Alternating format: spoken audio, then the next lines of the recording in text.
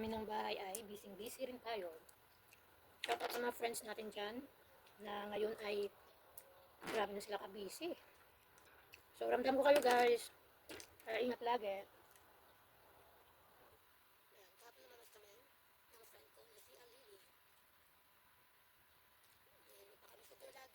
Yung mga tiratirang pagkain dyan, kainin nyo para may energy kayo sa trabaho. Lalo ngayon, grabe ang lamig dito sa Middle East, dito sa Bahrain, grabe ang lamig.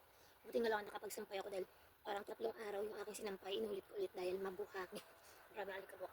So kaya, ang dami ko nilaban kanina, butit na kayot kaagad, so may nakasalang pa dun sa washing machine. Sasampay ko na ulit para mamaya ay matuyot na din. And guys, first day ng Ramadan, ingat kayo, bye!